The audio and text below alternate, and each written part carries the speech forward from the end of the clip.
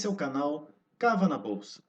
Tem o objetivo de levar a educação financeira para a maior quantidade de pessoas possível.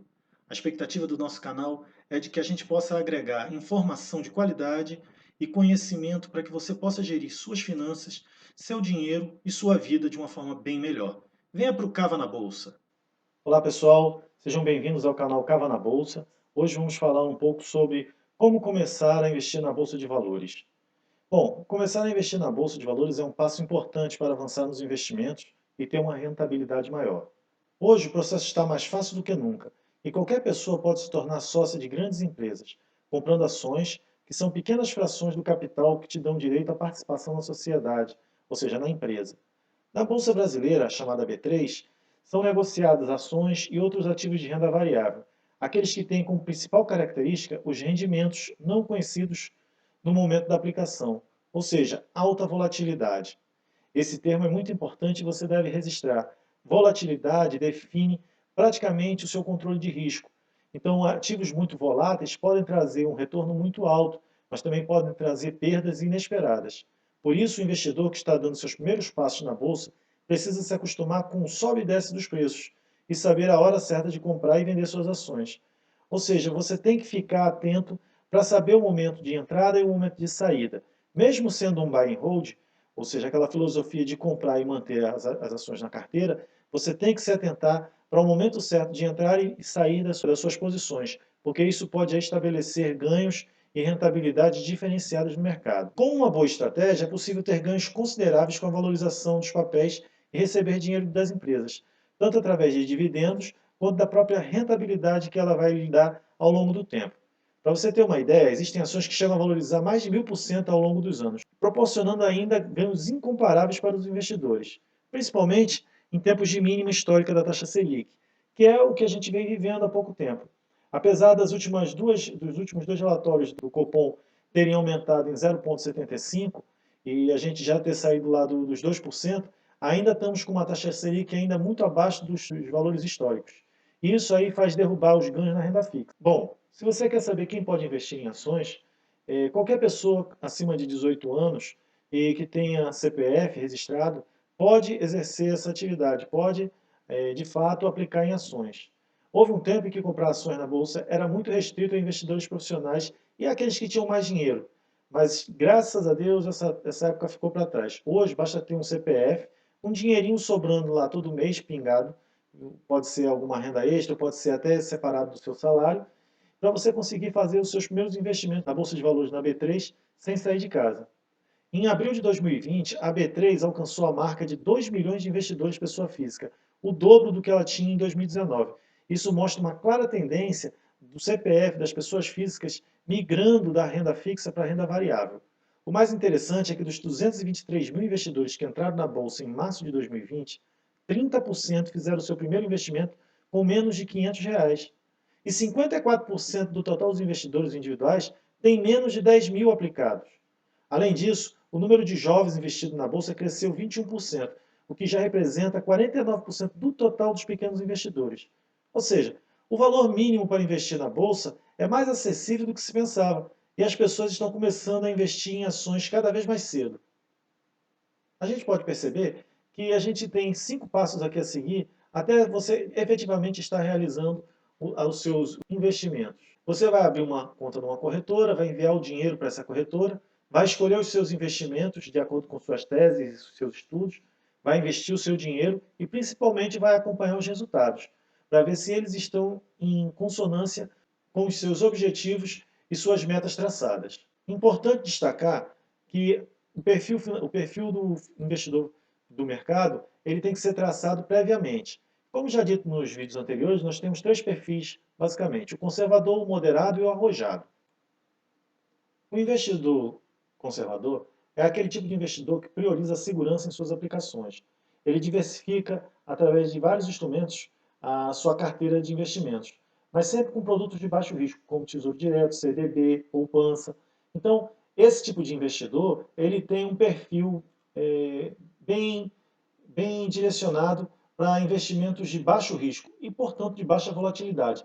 Geralmente ele já está próximo da sua aposentadoria, ele pretende usar esse dinheiro guardado dele no curto ou no médio prazo, Ele prefere ganhar pouco, mas também perder pouco.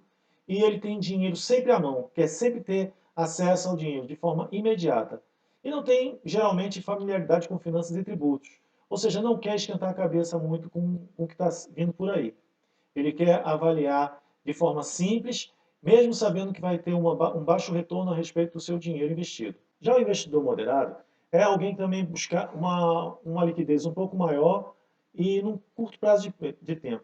Além de tudo, ele tem estabilidade e está disposto a ter um pouco mais de ganho, se submetendo a um pouco maior de risco. Geralmente, esse tipo de investidor ele está mais longe da aposentadoria e ele pretende usar o dinheiro guardado no médio e longo prazo.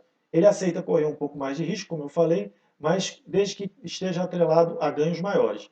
Ele consegue separar quantias para emergências, consumo, planejar a aposentadoria, tudo em seu quadradinho. E tem familiaridade um pouco maior com finanças e tributos. Não é um especialista, mas já conhece um pouco mais dos ativos financeiros. O arrojado, já ao contrário do que foi o conservador, é aquele que está disposto a correr maiores riscos em função de maiores retornos. Ele geralmente está no início da carreira e ele não tem obrigações a curto e médio prazo. Ou seja, ele consegue dispor de recursos suficientes para diversificar os seus investimentos de uma forma bem distinta. E ele atua geralmente em setores vinculados às finanças e à bolsa. Ou seja, ele tem um grau de conhecimento bem mais elevado do que o conservador e o moderado. Sabendo disso, a gente se pergunta: qual é o seu objetivo com o investimento?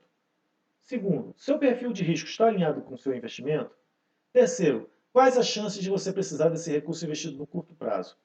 Essas três perguntas aí conseguem alinhar você no sentido de você identificar e fazer o seu planejamento estratégico de forma mais objetiva.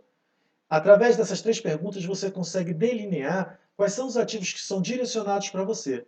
Então, responda primeiro essas três perguntas para você mesmo e, após isso, aí sim você começa a pensar em efetivamente construir a sua carteira. Bom, o próximo passo é a escolha da sua corretora de valores. E ela é importante porque ela vai definir o instrumento através do qual você vai acessar a Bolsa de Valores. A corretora, ela vai lhe permitir fazer ordens de compra e ordem de venda, vai poder oficializar as suas operações e guardar os seus ativos. Afinal, nós estamos falando aqui de dinheiro e o dinheiro precisa ter o registro efetivo garantido.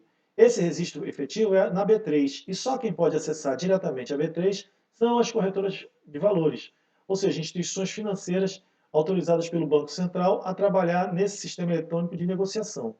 E o que você deve saber para escolher a sua corretora? Então, como escolher melhor a sua corretora? Bom, os pontos importantes que você deve observar são os custos que ela cobra, a sua operabilidade e o seu saque. Os custos podem definir, no caso de um pequeno investidor, se ela será viável ou inviável. Corretoras com custo alto geralmente agregam esse valor nas suas transações diárias. E se você está trabalhando com pouco recurso, isso aí vai impactar de forma significativa na compra e na venda dos seus ativos. A operabilidade também é importantíssima, pois existem diversas corretoras trabalhando no mercado financeiro. Porém, várias delas proporcionam instabilidade no momento do pregão. Isso aí pode ser um ponto muito crítico se você estiver lidando no momento de que você necessite de vender ou comprar suas ações. E, aliado a isso, a gente tem que observar o saque. Ou seja, a corretora que você está contratando, ela lhe oferece os serviços de atendimento ao cliente de uma forma bem categorizada, ela atende às suas pesquisas, seus anseios. Várias corretoras dispõem desse serviço de atendimento ao cliente, porém, em vários momentos você acaba ficando sem o contato direto com elas, o que gera uma falta de ligação entre você e sua corretora e lhe prejudica fortemente. E aqui a gente apresenta algumas boas corretoras do mercado. Nós não estamos fazendo nenhum tipo de marketing, de propaganda para essas corretoras, mas são grandes corretoras e corretoras conhecidas de um grande número de investidores. Bom, aqui nós trazemos abaixo o que é importante de você verificar, novamente reforçando para você, que antes de escolher uma corretora, você deve analisar os custos que ela cobra para investir em determinados ativos. A praticidade e a simplicidade na hora de investir e na hora de resgatar. Isso é primordial. A disponibilidade de cursos gratuitos, se for o caso para você, se você for um investidor iniciante ou médio, que ainda está em busca dos primeiros passos no mundo das finanças, é importante que você veja se ela disponibiliza, pelo menos, como você vai usar o home broker dela, como você vai poder operacionalizar a sua conta dentro da corretora. E, principalmente, a qualidade do atendimento. Ou seja, se você, quando necessita, você consegue ser ouvido pelos entes da corretora, né? Pelos agentes da corretora. Portanto, faça um plano estratégico. Antes de começar, faça um plano estratégico. Defina prazos, retornos esperados, pontos de entrada e saída, o tipo de carteira que você quer, se é defensiva, se é neutra, se é agressiva. Indique os ganhos esperados e as perdas aceitáveis. Nesse plano estratégico, você tem que ter tudo isso definido antes de comprar a sua primeira ação. Se você não tiver essa percepção, se isso passar em branco e você começar a fazer os investimentos, você corre um sério risco de ter prejuízos. Então, os prazos, curto, médio e longo prazo, devem ser observados. Existem aqueles ativos que são trabalhados por você no curto prazo, para fazer ali um swing trade, um position. Aqueles do médio prazo, também para um swing, um eventual position. E no longo prazo, que geralmente é relacionado ao buy and hold, mas que pode ser também modificado ao longo da sua execução. Os retornos esperados, ou seja, quanto você pretende em cada ativo, quanto você pretende obter de rentabilidade. Você pretende chegar a 100%, 200%, 50%, 30%, até que ponto você entende que aquele ativo ali pode gerar o retorno esperado. Então, isso aí vai estabelecer para você o seu ponto de entrada e saída. Os pontos de entrada geralmente são aqueles que você nota como resistência nos gráficos diário, mensal, semanal, do ativo que você está analisando. E os pontos de saída, geralmente, naqueles pontos onde você já estabeleceu o retorno esperado. O tipo de carteira, você vai ter que avaliar o beta da sua ação. Se você não sabe o que é beta, pode pesquisar no Google, mas aguarde que nós traremos algum material explicando um pouco a respeito desse índice. Então, o beta é basicamente um índice que vai definir a volatilidade da sua ação em relação à volatilidade da bolsa. Dependendo do fator de volatilidade, você pode ter um beta defensivo, neutro ou agressivo. E cada um deles vai trazer uma informação específica. Finalmente, vamos falar dos ganhos esperados e das perdas aceitáveis. Isso aí deve ser identificado por você, o que vai estar em linha com os pontos de entrada, os retornos esperados e os prazos. Então, basicamente, para você começar a fazer o seu investimento, você tem que observar o seu perfil de risco e o seu plano estratégico. A partir daí, você vai procurar a corretora que você já analisou e que você já identificou que apresenta o melhor custo-benefício para você. Tenha cuidado ao fazer essa análise. Pesquise com bastante cuidado, porque as empresas, muito embora elas sejam fiscalizadas pelo Banco Central, elas também apresentam problemas de gestão. Então, algumas corretoras elas já são conhecidas no mercado financeiro por trazerem certas dificuldades para os investidores. Seja atento a tudo isso que nós falamos e bons negócios para vocês. Até mais. Agradecemos a você por ter nos acompanhado aí nesse vídeo. Pedimos a você que compartilhe o vídeo, se possível, que encaminhe ele para os seus amigos, para os seus parentes, para todas aquelas pessoas que você acha que podem se beneficiar de um aumento na educação financeira, de um aumento do conhecimento sobre finanças. Aperte o sininho aí para as novas notificações, dá aquele like maroto se você gostou do vídeo, se inscreva no nosso canal, não esqueça, a gente precisa de vocês aí para fazer esse canal crescer. Deixem suas críticas, suas sugestões nos campos abaixo e se inscrevam nas nossas redes sociais, no nosso Instagram e no nosso Facebook, que estão inscritos aí no campo abaixo. Obrigado a vocês e esperamos vocês nos próximos vídeos. Valeu!